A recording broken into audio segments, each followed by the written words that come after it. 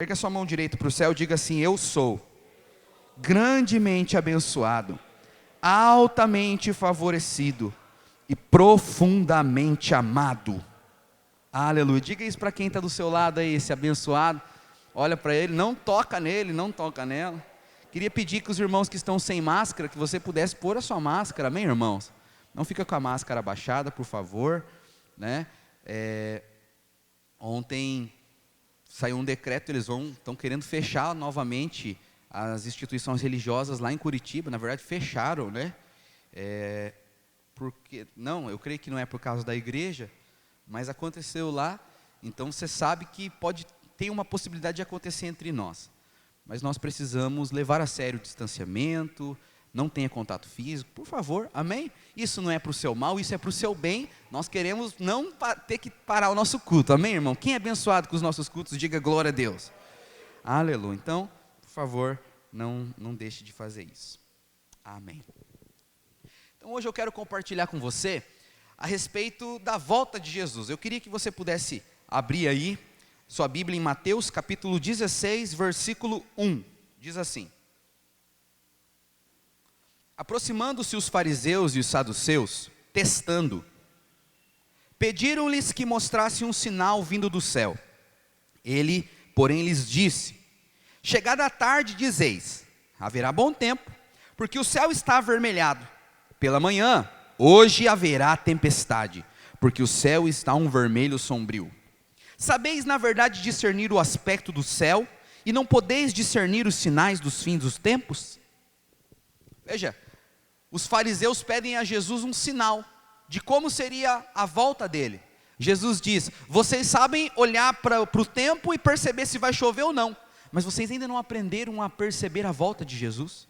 Eu e você precisamos ser crentes maduros, que aprendemos a perceber os sinais da volta do Senhor, amém, irmãos?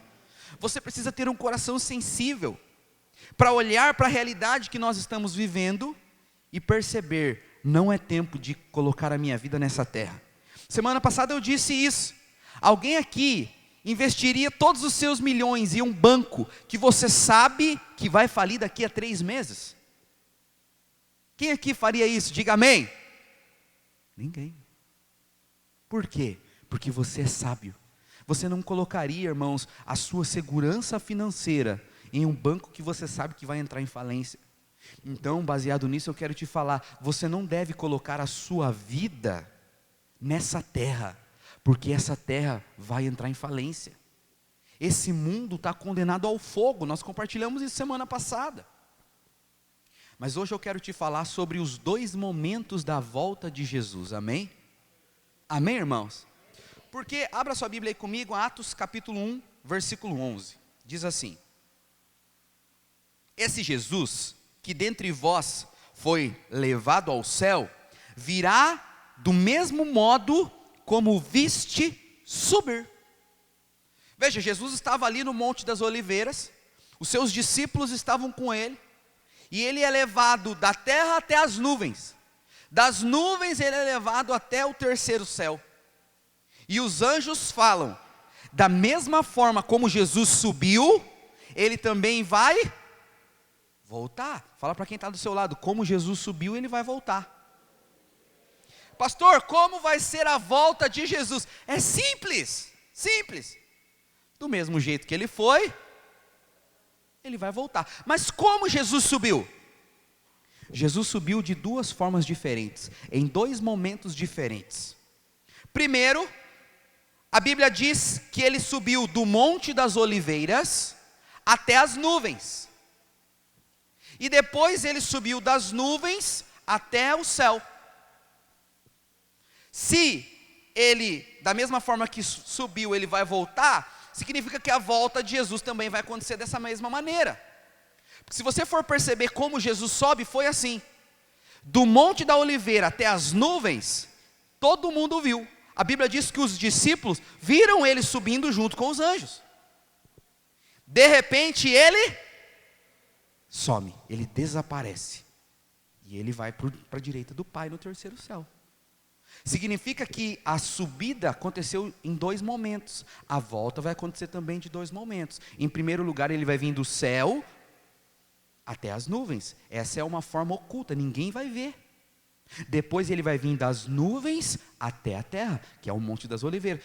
Pastor, quando Jesus voltar, ele vai voltar aonde? De acordo com Atos capítulo 1, versículo 11, ele vai voltar no Monte das Oliveiras. Zacarias capítulo 14 vai dizer isso. O livro de Zacarias diz que quando Jesus voltar, ele vai colocar o pé sobre o Monte das Oliveiras, e o Monte das Oliveiras vai partir no meio. Então a volta de Jesus tem dois aspectos. É muito genérico, todo mundo aqui crê que Jesus vai voltar, amém? O problema é que tem muitos irmãos que creem que Jesus vai voltar, mas de forma muito genérica. Eles ainda acreditam que a volta de Jesus vai acontecer de uma vez só. Então ele vai vir nas nuvens, é o que muitas pessoas pensam. Jesus vai vir nas nuvens, quando ele aparecer lá nas nuvens, nós vamos começar a levitar, e vamos ser arrebatados, e vamos se encontrar com ele nas nuvens. Não é isso que a Bíblia diz. A Bíblia diz que primeiro vai acontecer o arrebatamento. É a volta de Jesus de forma secreta. Ninguém vai ver. Vai acontecer o arrebatamento. Depois, vai ter um outro momento da volta, que é a volta às claras. É quando ele vai vir sobre as nuvens. Faz sentido o que eu estou falando? Diga amém. Segundo Tessalonicenses diz que ele vai vir sobre as nuvens, e aqueles que ficaram vão se encontrar com ele nas nuvens. Semana que vem eu quero falar um pouquinho mais a respeito disso de forma mais profunda, mas o meu desejo é te mostrar os dois momentos da volta do Senhor. Eu e você não vamos mais sofrer juízo. Fala para quem está do seu lado, não há mais juízo sobre nós. Por quê? Porque em Cristo todo o juízo de Deus foi derramado. Então, enquanto você estiver aqui, o juízo de Deus não pode ser derramado sobre a terra. Mas vai chegar um dia que os vencedores serão arrebatados. E vai começar a grande tribulação, o anticristo vai se manifestar. Então, o juízo de Deus vai começar. Eu quero te falar, infelizmente, muitos crentes estarão na terra durante a grande tribulação. Por quê? Porque eles não eram vencedores. Eles não vão sofrer o juízo de Deus, mesmo no meio da grande tribulação, mas eles vão sofrer perseguição. E quem será arrebatado? Aqueles filhos que são maduros. A Bíblia diz que ele vai vir para buscar a preciosidade, os frutos maduros. Você sabe que a Bíblia diz que nós somos lavoura de Deus, o trigo de Deus, amém? Quem já ouviu falar sobre o joio e o trigo? Pergunta para quem está do seu lado, você é trigo? Pergunta para quem está do outro lado, ou você é joio? Essa é a pergunta da lei, né? Não, irmão, você é trigo de Deus, aleluia. A igreja é a lavoura de Deus, fala assim, a igreja é a lavoura de Deus.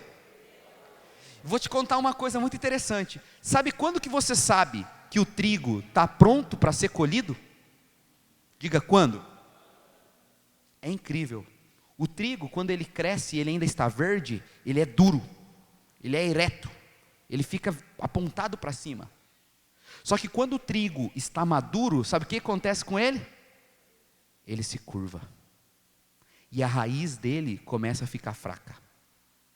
Significa que quando o trigo está pronto para ser arrancado, é o momento que ele já não está mais ligado nessa terra. E ele aprendeu a se curvar diante do céu. Quem que vai ser arrebatado? É aquele que aprendeu a... Então você precisa aprender a se curvar, amém, irmãos? Você precisa ser... Pastor, como que eu faço para saber quem é maduro? Quem é maduro se curva.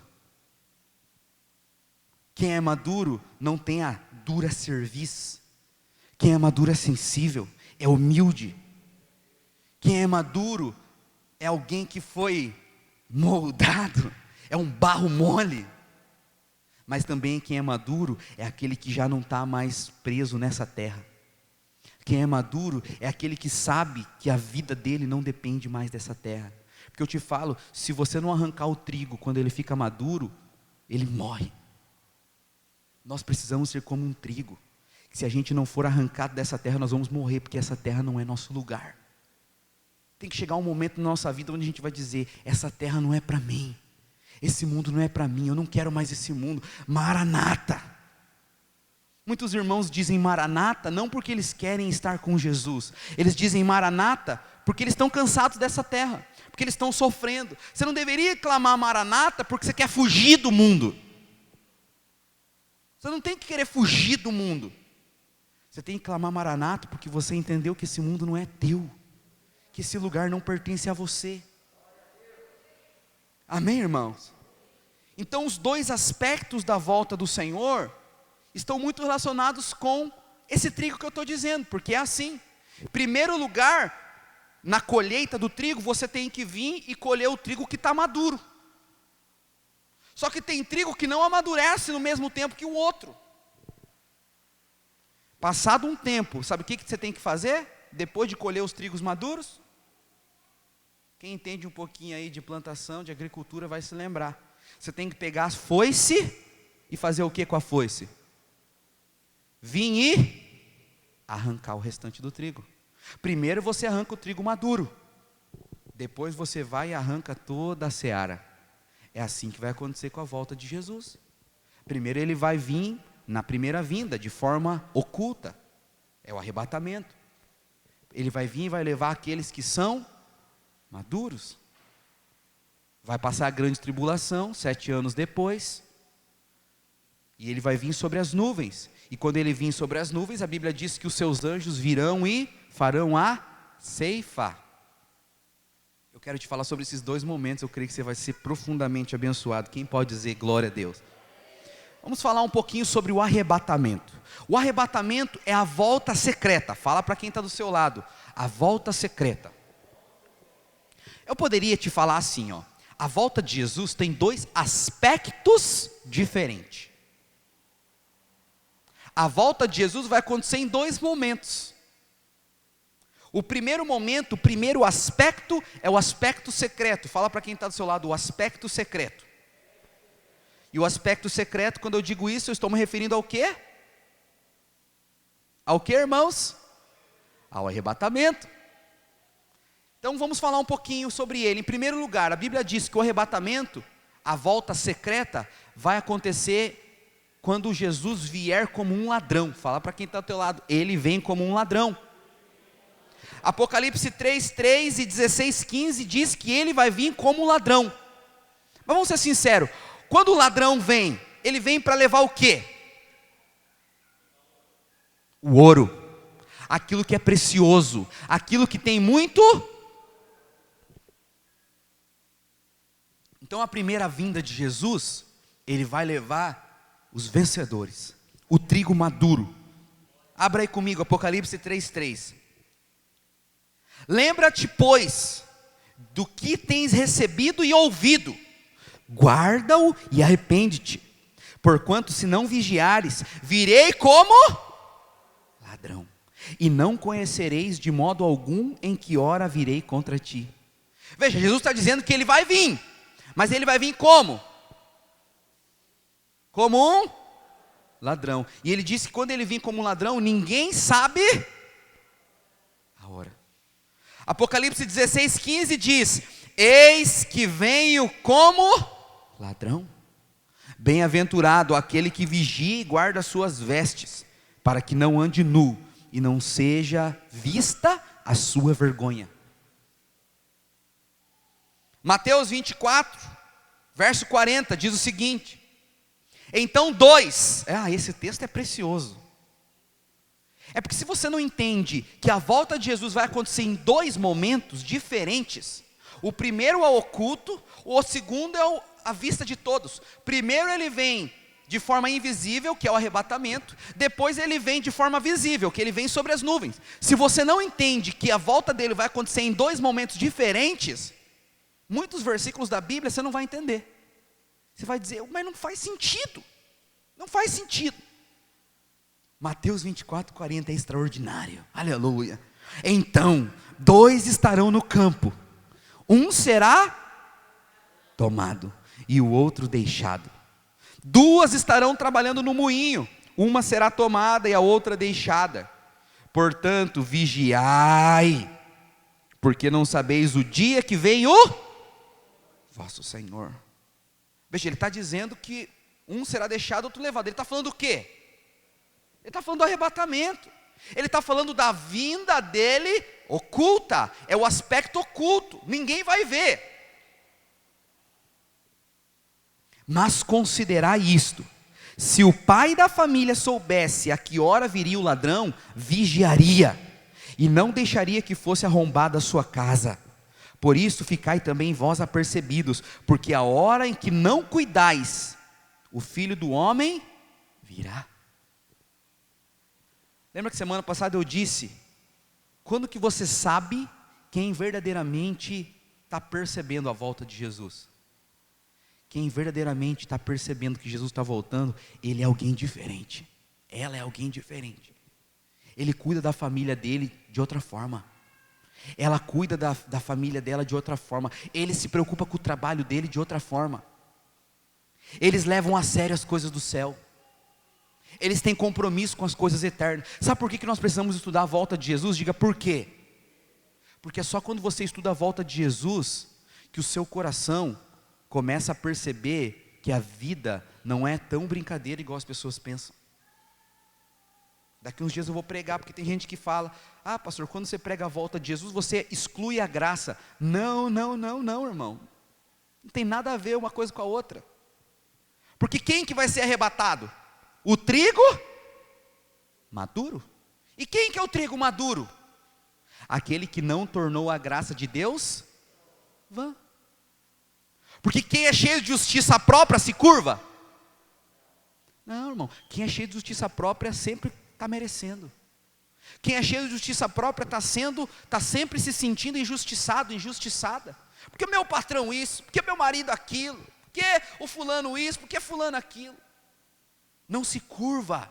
Mas aquele que entendeu a graça de Deus, o que ele faz? O que ela faz? Quem sou eu, Senhor? Sou tão pecador, sou tão pecadora. Quem entendeu a graça de Deus é humilde, ele se curva. Esse vai ser arrebatado. O vencedor não é alguém maravilhoso, mas é aquele que recebeu da graça. Segunda coisa, a Bíblia diz que ele vai vir em primeiro lugar como um ladrão. Depois, ele vai vir em hora desconhecida. Fala para quem está do seu lado: o arrebatamento vai acontecer em qualquer momento. Você sabia que a Bíblia não dá nenhum sinal do arrebatamento? Nenhum sinal. Você não vai ver na Bíblia nenhum sinal do arrebatamento. Abra aí comigo, Apocalipse 3:3 de novo. Lembra-te, pois, do que tem recebido e ouvido, guarda-o e arrepende-te. Porquanto se não vigiardes, virei como um ladrão, e não conhecereis de modo algum em que hora virei contra ti. Então veja, o arrebatamento vai acontecer num momento que ninguém sabe. Se alguém te falar: ó, Jesus vai voltar no dia 5, hein? Tem gente que no dia 5 fica animado, né? Só para quem sabe. Não, irmão, Jesus, se alguém te falar que ele vai vir no dia 5, ele está mentindo. Semana passada eu te falei dos sinais de Noé. Eu creio que ele vai voltar no ápice do crescimento da população. E o IBGE diz que o Brasil vai começar a diminuir em 2050. Mas eu não estou dando data. Mas eu creio que ele vai voltar no meu tempo. Eu creio de todo o meu coração que eu vou ver o arrebatamento acontecer. Ou melhor, eu vou ser arrebatado. E eu profetizo que você também vai ser arrebatado em nome de Jesus. Só que ninguém sabe a hora.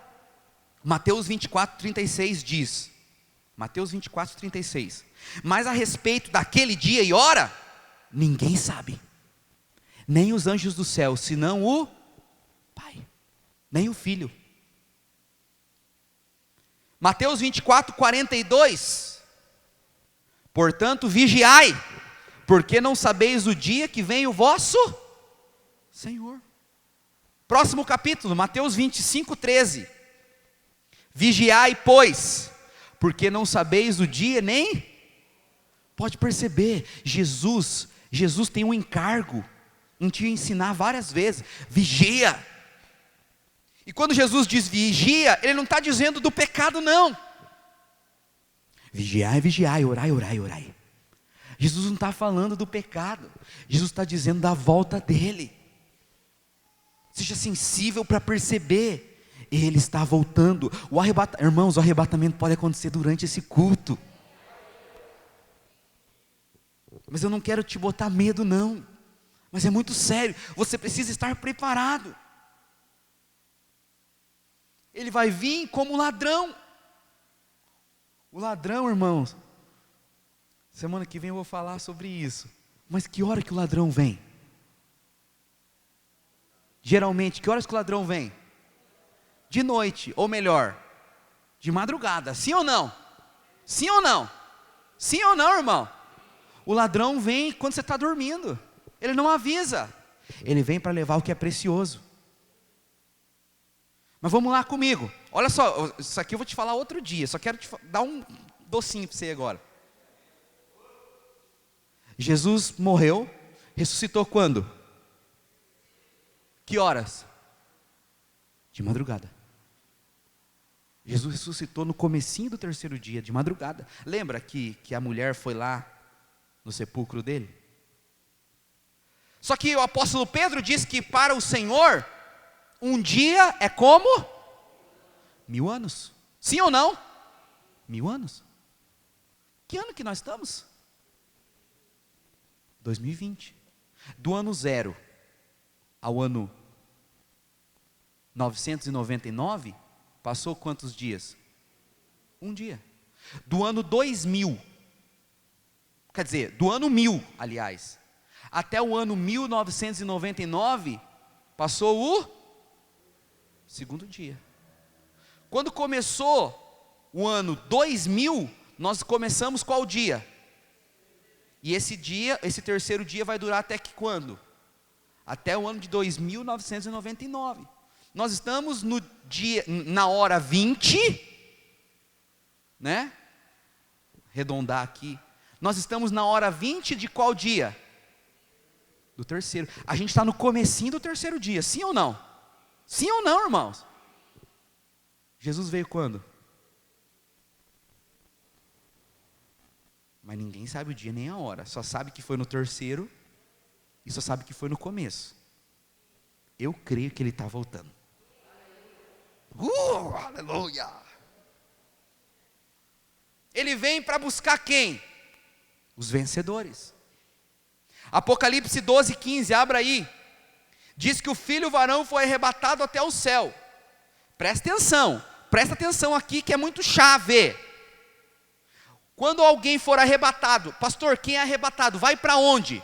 Olha o que a Bíblia diz. Apocalipse 12:5.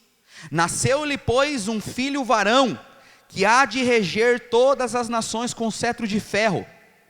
E o seu filho foi arrebatado para Deus até o seu trono. Então, quando aconteceu o primeiro arrebatamento, semana que vem vou te mostrar que são 2 arrebatamentos. É tremenda a palavra. No primeiro arrebatamento dos vencedores, quando nós formos arrebatados, a Bíblia diz que nós iremos direto para diante do trono. Diante do trono do Senhor. Sabe quem é o vencedor? Eu já falei um pouquinho aqui. O vencedor é o trigo maduro. O vencedor é aquele que recebeu a graça e não tornou a graça de Deus vã. O vencedor é aquele que multiplicou os talentos, que não enterrou o talento. O vencedor é aquele que se preocupa em agradar o coração do Pai.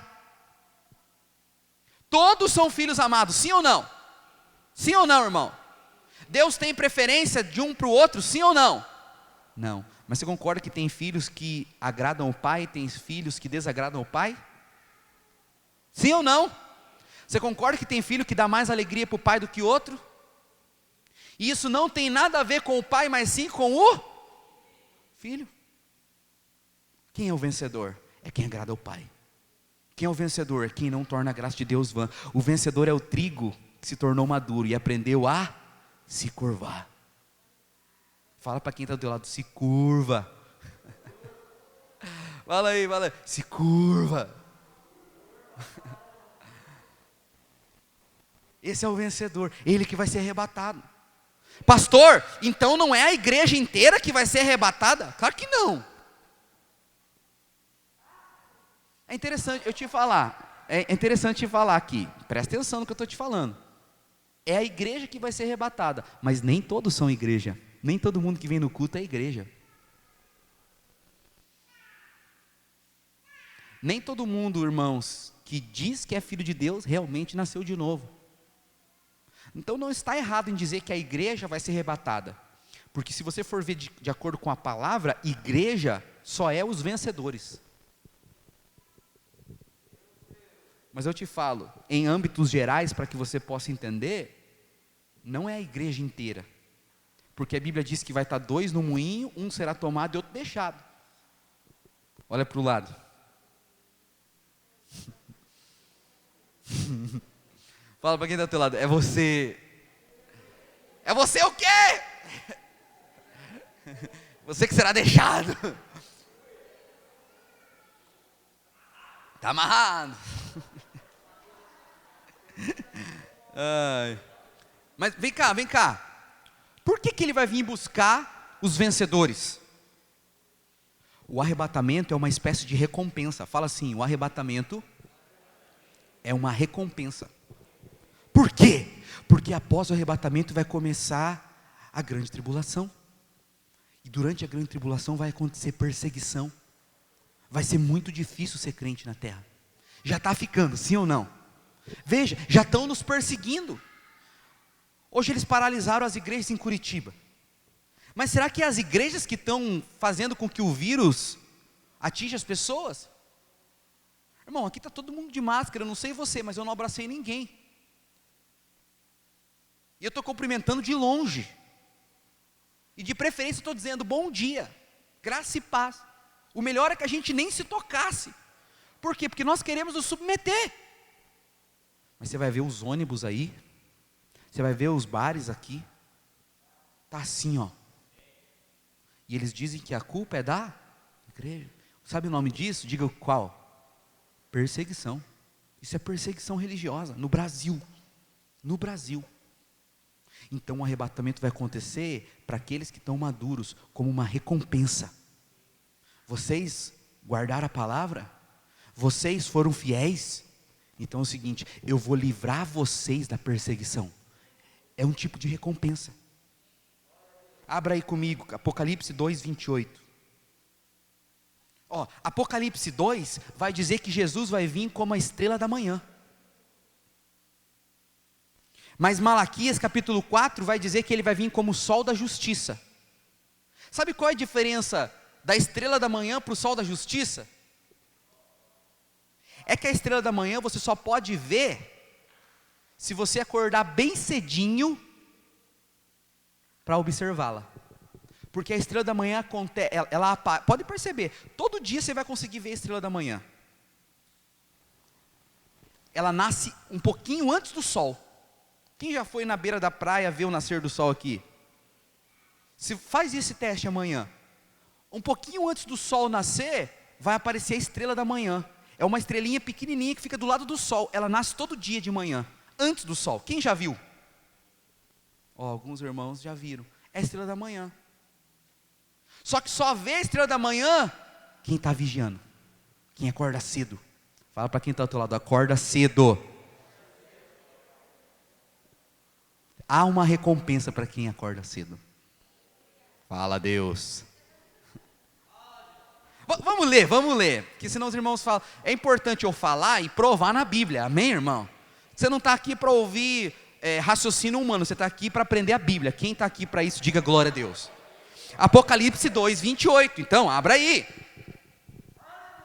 Assim como também eu recebi do meu Pai, dar-lhe-ei ainda a estrela da manhã. Olha só, Jesus está dizendo, Ele vai nos dar a estrela da manhã.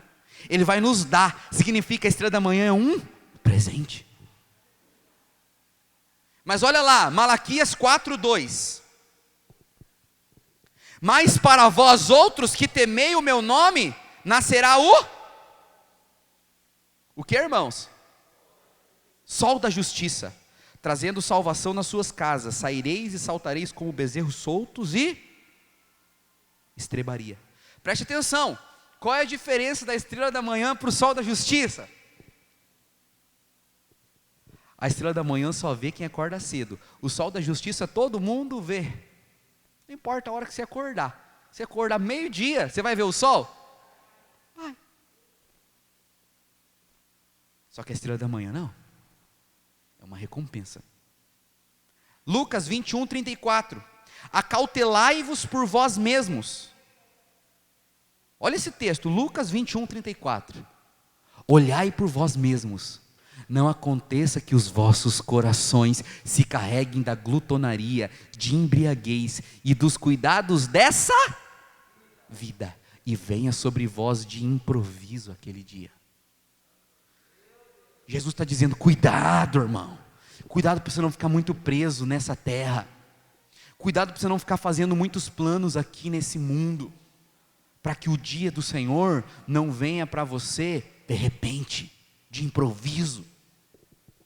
Cuidado com você, a Bíblia está dizendo, que fica perdendo muito tempo em sonhar nesse mundo, em colocar suas expectativas no futuro que a terra pode te dar. Não estou dizendo para você não sonhar, não estou dizendo para você se tornar um alienado, não.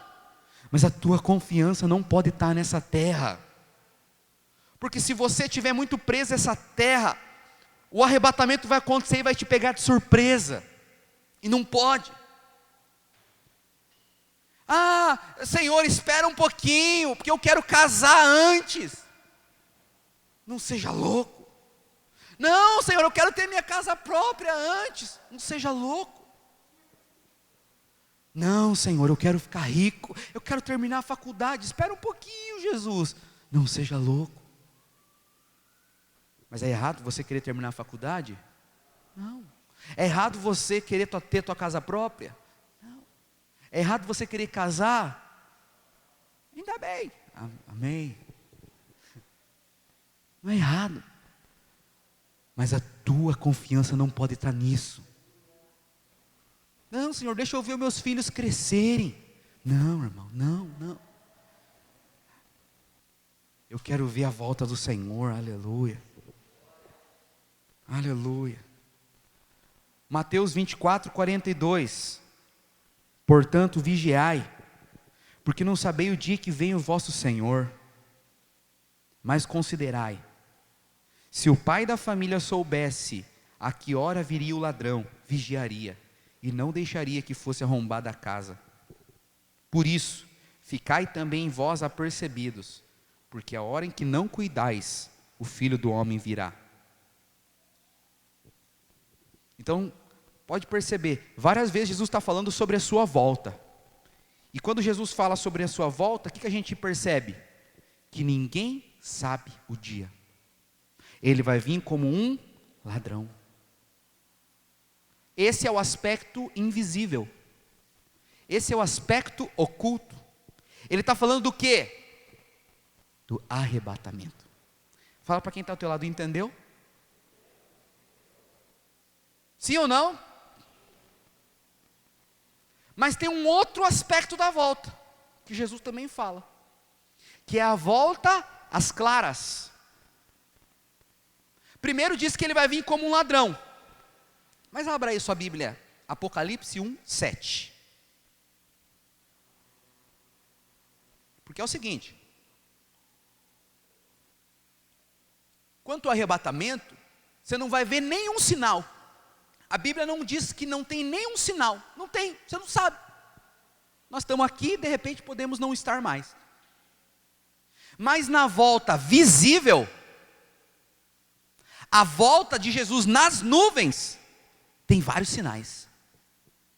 Tem um monte de sinal. Você sabe, quando estiver acontecendo isso, significa que ele está vindo nas nuvens. E eu te falo, se você olhar aí para fora, você vai ver algum sinal da volta de Jesus, sim ou não? Sim ou não? Sim. Se a volta visível já tem sinal, significa que o arrebatamento pode acontecer a qualquer momento. Eis que venho com as nuvens, e todo olho verá. Ué, mas a gente leu agora há pouco que ele disse que iria vir como um, e ninguém sabe o dia e nem... Agora ele está dizendo que ele vai vir sobre as... Pastor, a Bíblia está errada. Não, irmão. É que a volta dele vai acontecer em dois momentos diferentes. Faz sentido? Tremenda a palavra de Deus. Da mesma forma que ele foi, ele vai voltar. E quando ele voltar, a Bíblia diz: todo olho verá, todas as tribos da terra se lamentarão sobre ele certamente. Sabe, irmãos, Apocalipse se refere a todo o planeta ou apenas Israel? Nós não sabemos. A gente não sabe se quando Jesus voltar, vai ser como aquelas imagens que nós vemos, né? Ele bem grandão e a terra pequenininha. A gente não sabe se é assim. Mas de acordo com Zacarias capítulo 12, lá no versículo 10, provavelmente a volta de Jesus, quando ele diz todo olho verá, é porque ele está se referindo a Israel. Israel. Por isso que Israel é um sinal profético. Lá em Mateus 24, Jesus disse: fique atento à figueira. A figueira, Israel. Ela é um sinal. Abra aí, Mateus 24, 27. A Bíblia diz que ele vai ter a vinda oculta, mas também vai ter a vista às claras. Porque assim como um relâmpago sai do Oriente e se mostra até no Ocidente, assim há de ser a vinda do Filho do Homem. Eu te falo, quando dá um relâmpago, todo mundo vê? Sim ou não? Não tem como não ver.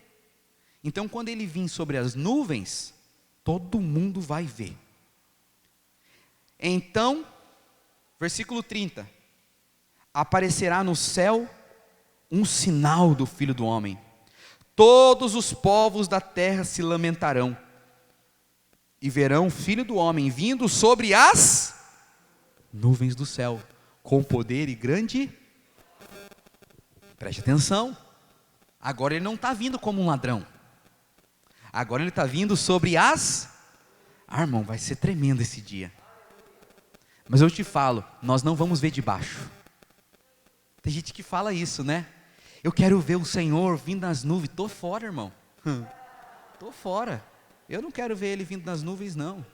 Eu quero vir com Ele. Eu quero vir com Ele. Eu não coloquei esse texto? Deixa eu ver, acho que eu não coloquei esse texto. Ah não, eu coloquei sim. Zacarias 12:10, vamos ler lá, Zacarias 12:10 que eu te falei. Sobre a casa de Davi, sobre os habitantes de Jerusalém, derramarei o Espírito da graça. Quem pode dizer aleluia? Aleluia. Olha a graça de Deus. É porque vocês só pregam a graça. Graça, tudo é graça. É, tudo é graça. Aleluia, tudo é graça. Derramarei o Espírito da graça e das súplicas. Olharão para aqueles a quem transpassaram. Veja, a Bíblia diz que os moradores de Israel... Lembra de quem mandou crucificar Jesus? A Bíblia está dizendo agora aqui, ó, eles olharão para Ele. Olharão para aqueles que o transpassaram. Pranteá-lo-ão, chorarão, como quem chora por um unigênito. E chorarão por ele, como se chora amargamente pelo primogênito. Naquele dia, será grande o pranto em Jerusalém, como o pranto de Hadad e Rimon, no vale do Megido. Olha, quando Jesus vir sobre as nuvens, a nação de Israel vai chorar. Mas vai ter lá 144 mil que vão crer e que vão estar esperando. Quando que vai acontecer essa volta sobre as nuvens? Vai ser no fim da grande tribulação. O arrebatamento vai acontecer quando? Quando, irmãos? A qualquer momento. Então o arrebatamento é antes da grande tribulação. Mas abra aí comigo, Mateus 24:15. Presta atenção. Quando, pois, virdes o abominável da desolação, que falou o profeta Joel. Quem que é esse abominável da desolação? O anticristo. Quando você vê o anticristo no lugar santo, quem lê, o anticristo vai vir no soar da sétima trombeta. Quer dizer, a volta de Jesus vai vir no soar da sétima trombeta. Isso é depois da grande tribulação. O anticristo já vai ter se levantado, ele já vai estar ali no lugar santo, Vai lá, versículo 21, Mateus 24. Porque nesse tempo haverá então grande tribulação, aflição, como nunca houve desde o primogênito do mundo, desde o princípio do mundo até agora, nem tampouco há de haver. Vai lá, Mateus 24, 29, vai lá para o verso 29. Presta atenção, primeiro ele está dizendo, quando o abominável da desolação se levantar, está falando do anticristo. Olha o que ele diz no verso 29. Logo em seguida a tribulação daqueles dias, o que vai acontecer? O sol escurecerá. Tem que fazer a voz diferente para ficar com mais drama a história. O sol escurecerá. A lua não dará mais a sua claridade. As estrelas cairão do firmamento. Os poderes do céu serão abalados. Então aparecerá no céu o sinal do Filho do Homem. Todos os povos da terra se lamentarão e verão o Filho do Homem vindo sobre as nuvens com poder e muita glória. Quando que ele vai vir sobre as nuvens? Depois da grande tribulação. Antes da grande tribulação acontece o arrebatamento. Irmão, tem gente que fala que vai vir o maior avivamento sobre a terra. Quem já ouviu falar sobre isso? Quem quer participar do maior avivamento da terra, diga amém. Tô fora. Tô fora. Pastor, mas a Bíblia diz em Mateus que o evangelho do reino será pregado sobre toda a terra. Então, virá o fim. Irmão. Pensa comigo como que vai ser a história. Vamos lá, vou te contar ela. Nós estamos aqui no culto, amém? Todo mundo está esperando a volta de Jesus, amém? Acontece o arrebatamento, nós fica. O que vai acontecer com a gente aqui? Nós vamos falar, irmão do céu, aconteceu o arrebatamento. Todo mundo foi arrebatado e nós ficamos. Isso significa que o tempo vai começar a contar, porque a gente sabe, daqui a 7 anos, Jesus vai vir sobre as... Sabe o que vai acontecer na terra? Um grande avivamento. Aquele que não tinha compromisso com Jesus, ele vai começar a ter. Porque um dia o irmão falou, não, a volta de Jesus vai demorar. Eu falei, por quê? Porque tem muitos lugares na terra que nunca ouviram falar de Jesus ainda. Eu falei, você não entendeu nada. Irmão, eu te falo, quando o arrebatamento acontecer, os crentes mais fraquinhos que você conhece vão virar uns leão. Eles vão se posicionar. Eu te falo, todo mundo foi arrebatado. Será que alguém vai pregar contra o dízimo? Não vai precisar eu ficar aqui te dando um monte de argumento para você ser dizimista, não, irmão. Quando acontecer o arrebatamento, você vai falar, tó Jesus, tó. Por quê? Porque você vai dizer assim, eu não quero saber de amar mais o dinheiro do que a Jesus. Que a Bíblia fala, você não pode ter 2 senhores. Depois do arrebatamento, irmão, os crentes, eles vão levar Jesus até as últimas... Você acha que os irmãos vão ficar pecando aí? Você acha? Não vai, gente, não vai. Quem não for arrebatado e ficar, você vai perceber, quando acontecer isso, eles vão se levantar e vão cantar, vão adorar, vão liderar célula, vão ganhar... Já viu aqueles irmãos que nunca ganhou ninguém para Jesus? Quando acontecer o arrebatamento, ele vai dizer, meu Pai amado, está na hora de eu me despertar. É isso que vai acontecer. Abra aí, 1 Tessalonicenses 4,16.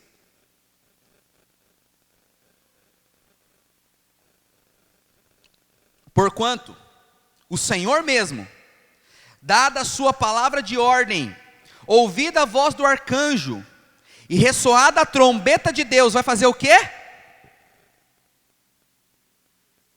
E os que morreram em Cristo ressuscitarão primeiro. Olha só como que vai ser a vinda do Senhor sobre as nuvens. Pode passar o versículo. Depois nós os que... Tem uma outra versão aí, Lu, fazendo favor? Porque não é essa a expressão correta. Muda a versão aí, só para a gente ver se consegue ler ela de uma forma mais clara. Não. O correto é assim, ó. Depois nós, os que ficamos na terra, não ficamos vivos. Porque não faz sentido. Primeiro ela diz que os mortos vão ressuscitar. Depois ela vai dizer, nós que ficamos vivos, não faz sentido. O original é, porque dada a ordem do anjo, a palavra de ordem, será tocada a 7ª trombeta. Os que morreram em Cristo vão ressuscitar primeiro. E os que ficaram da onde? Do arrebatamento. Quem não foi arrebatado vai se encontrar com o Senhor juntamente nas nuvens. Encontrar o Senhor nos ares. Mas você lembra do arrebatamento? Quem lembra do arrebatamento? Quem foi arrebatado ia para onde? Diante do trono. Agora a Bíblia está dizendo que quem vai... Veja, são 2 arrebatamentos. Meu Deus, pastor, agora minha cabeça deu um bug. Irmão, você tem que ser crente que estuda a Bíblia, amém? É tão ruim quando você vê irmãos que se reúnem, eles só querem saber de coisas. Não, isso aqui é feijoada, comida sólida, é palavra de Deus. Primeiro o arrebatamento vai acontecer, você vai direto para o trono. Mas aqueles que vão ficar, que não é nós aqui, eles também vão ser arrebatados no final da grande tribulação. Mas eles não vão para diante do trono, eles vão se encontrar com Jesus aonde? Nas nuvens. Por quê? Porque ele foi do Monte das Oliveiras até as nuvens, das nuvens para o trono. A volta vai ser do trono às nuvens, das nuvens para o Monte das Oliveiras. Ele vai vir nas nuvens. Olha só, Apocalipse 1:7. Eis que vem com as nuvens. Apocalipse 1:7. Atos 1:11. Abra aí, vamos ler aquele texto de Atos, fazendo favor. Atos 1:11. E lhe disseram, varões galileus. Olha os anjos falando aqui com os discípulos. Varões galileus, por que estáis olhando para as alturas? Esse Jesus que foi levado ao céu, virá do modo como o viste subir. Então voltaram para Jerusalém, no chamado Monte das Oliveiras, que está na cidade como uma jornada de um sábado. Jesus subiu no Monte das Oliveiras, ele vai voltar onde? Quando ele voltar, ele vai voltar onde? No Monte das... Abra aí Zacarias capítulo 14, versículo 4, para você ver como é assim. Zacarias 14, 4. Naquele dia, estarão os seus pés aonde? Sobre o Monte das Oliveiras, que está de frente a Jerusalém para o oriente. O Monte das Oliveiras será fendido pelo meio, para o oriente e para o ocidente. Haverá um vale muito grande, metade do monte se apertará para o norte, outra metade para o sul. Veja só, veja só. Quando Jesus vai voltar, ele vai voltar lá no Monte das Oliveiras. E ele vai voltar sozinho, sim ou não? Não. Quem que vai voltar com ele? Nós, os vencedores. Aqueles que foram arrebatados.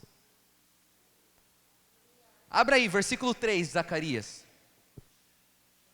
Então, olha como que vai ser a volta dele. Irmão, vai ser... Sabe aqueles filmes de super-herói? Os Vingadores. Vê se não é, vê se não é.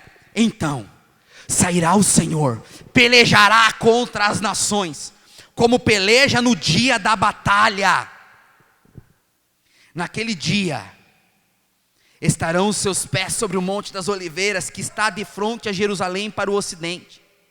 O Monte das Oliveiras será fendido no meio, para o oriente e para o ocidente. Haverá um grande vale, metade do monte se apartará para o norte, outra metade para o sul. Fugireis pelo vale dos meus montes, porque o vale dos montes chegará até Azal. Sim, fugireis, como fugistes do terremoto nos dias de Uzias, rei de Judá. Então virá o Senhor meu Deus, e todos os santos com ele. Qual santo que vai vir com ele? É aqueles que tinham sido arrebatados. Isso é tremendo, irmão, isso é tremendo. Segundo Tessalonicenses 2:8, abra aí. Então será de fato revelado o iníquo, o anticristo, a quem o Senhor Jesus matará com o...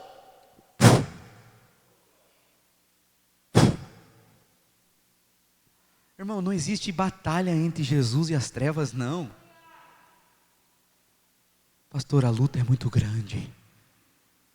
Não existe, Jesus vai destruir, irmãos, o iníquo com o sopro.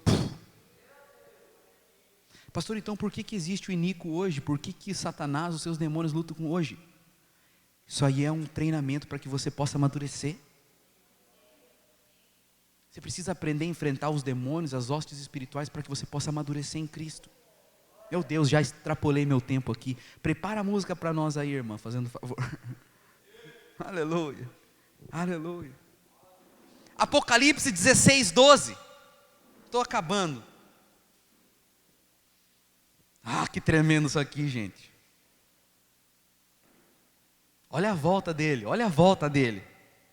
Derramou o sexto anjo a sua taça sobre o grande rio Eufrates, cujas águas secaram, para que se preparasse o caminho dos reis que vem do lado do nascimento do sol. Então vai sair da boca do dragão. Vê se não é cena de filme, gente. Vê se não é cena de filme.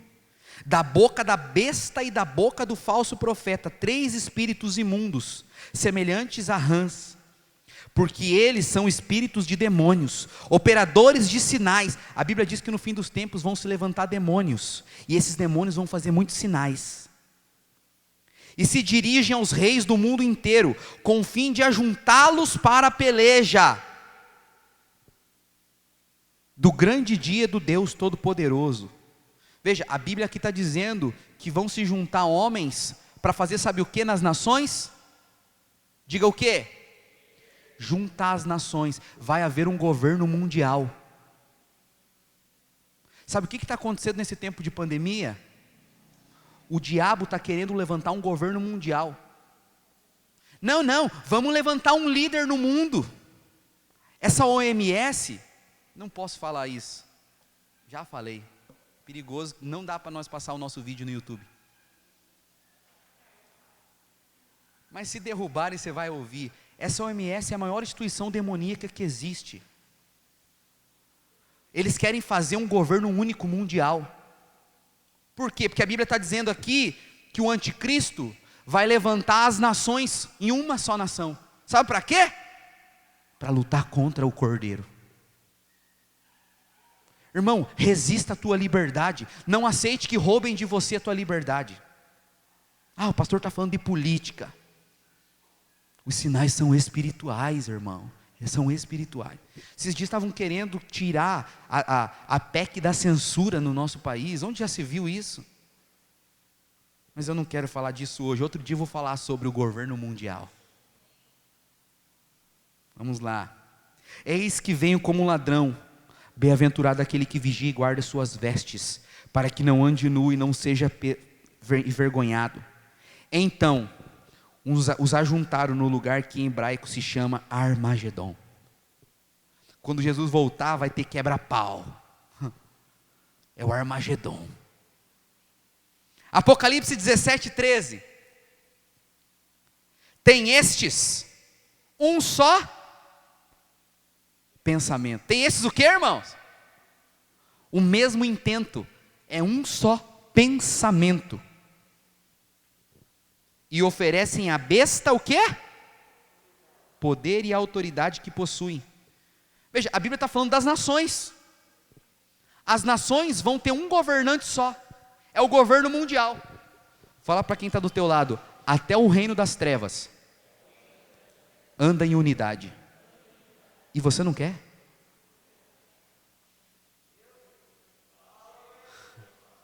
Até o reino das trevas anda em unidade. e oferecem à besta poder e autoridade que possuem. O que vai acontecer com eles? Passa lá. Estes combaterão contra o cordeiro. Ah, irmão, vai ser quente. Vai ser quente esse dia. E o cordeiro os vencerá, porque é Senhor dos senhores e Rei dos reis. Vencerão os que estão chamados, eleitos e fiéis. Somos nós, irmão. Você não pode dizer um glória a Deus mais animado aí, não. Nós vamos estar com Ele, nós vamos batalhar. Muitos são chamados, muitos são salvos, muitos são filhos, mas poucos são vencedores, poucos são fiéis, poucos são eleitos, poucos são escolhidos para a batalha. Treine como lutas, porque lutarás como treina. Se hoje aqui, meu querido, minha querida, não estou conseguindo pregar no tempo, desculpa, irmão. Mas se hoje aqui, você não se levanta para ser vencedor, se hoje você não se levanta para ser radical, se você hoje aqui, nessa oportunidade da graça, não se levanta para servir a Deus com intensidade, não pense que você vai fazer isso lá, não vai ter tempo mais. O teu tempo é agora. Pastor, como que eu vou ser quando Jesus voltar? Do mesmo jeito que você é agora. Você acha que vai ter diferença? Você acha que você vai ter tempo? Não vai, irmão. O compromisso que você tem agora vai ser a recompensa que você vai ter lá. Se você não tem compromisso nenhum, você não vai ter recompensa nenhuma. Ou você acha que Ele vai botar do lado dele para vencer qualquer um? A salvação é de graça. Todo mundo pode se alistar no exército, mas ir para a batalha, irmãos, é só os bons soldados. Vamos ficar de pé? Aleluia. Vou encerrar aqui, por causa do teu almoço. Mas eu sei que você não quer nem almoçar, você quer o Senhor, aleluia. Aleluia. A gente não vai ter o louvor, vamos fazer no CD mesmo? Só vou pegar um, desculpa. Obrigado. Aleluia. Aleluia, Jesus. Abra aí Apocalipse 19:11. Vamos ler os últimos versículos. Vamos ler 10 versículos de uma vez só. Quem pode dizer aleluia? Apocalipse 19:11. Eu vou ler com vocês. Vamos ler juntos, amém, irmãos? Vai lá, 1, 2, 3 e vi o céu aberto.